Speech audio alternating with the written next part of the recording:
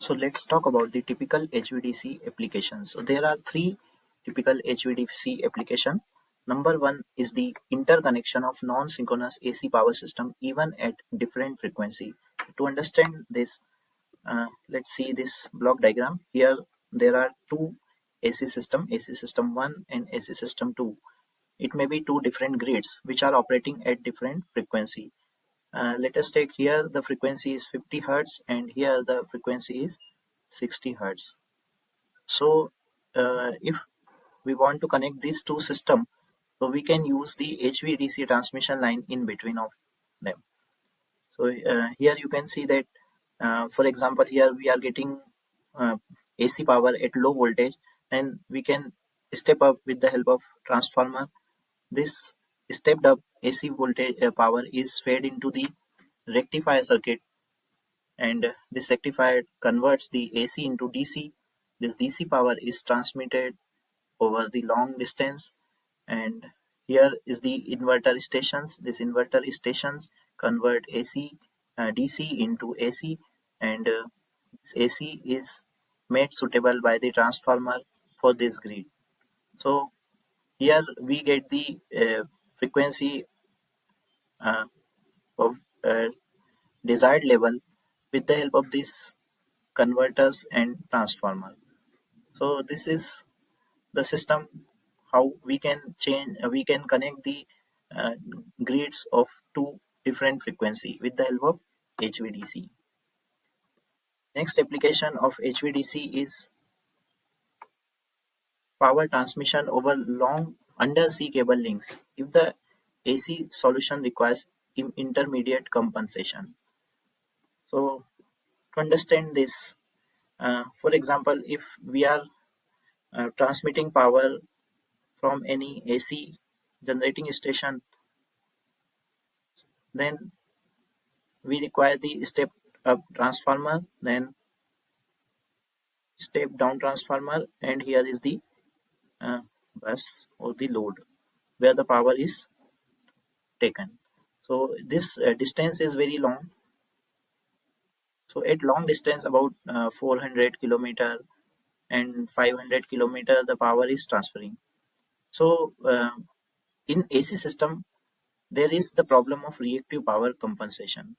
After every 60 to 70 kilometer, there is requirement of compensation of reactive power.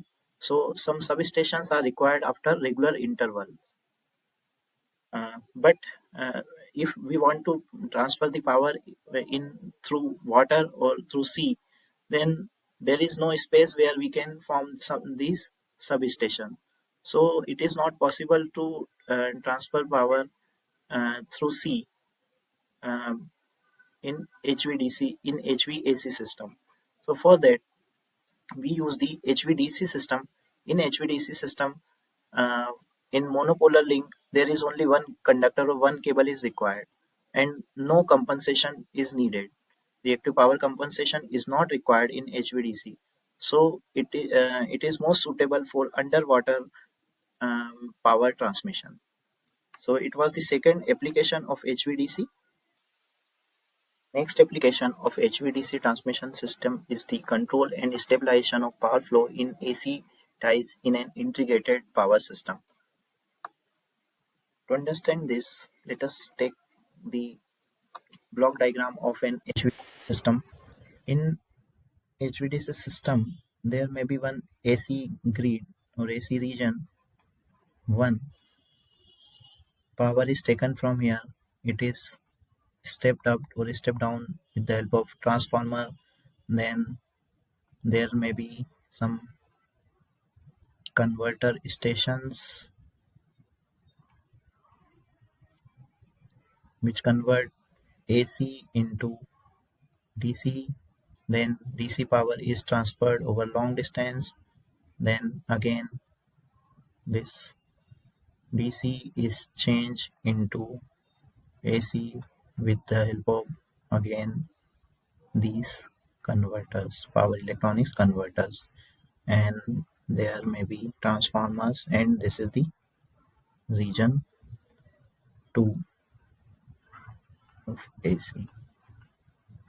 So this is the overall general diagram, block diagram of HVDC transmission system. So here the power is getting transferred from this point to this point, and these converters are acting as rectifier, and the converter at this stations are acting as inverters and converting DC into AC. But if we want to control the power flow and reversal the power flow, then with the help of power electronics tools, we can change these converters into rectifiers by controlling the firing angle. So with the help of firing angle control, we can convert this inverter into rectifier. So this will change AC into DC, and this converters may be changed into inverters. So this converter will become inverter and they will change DC into AC. So voltage level as well as the working of converters can be changed with the help of controlling the firing angle of thyristors. So in this way we can control the power flow in the HVDC system. So this was the most significant application of HVDC system, that we can control and reverse the power flow in the HVDC system. So it was all about the three applications, major applications of HVDC system. Thank you very much.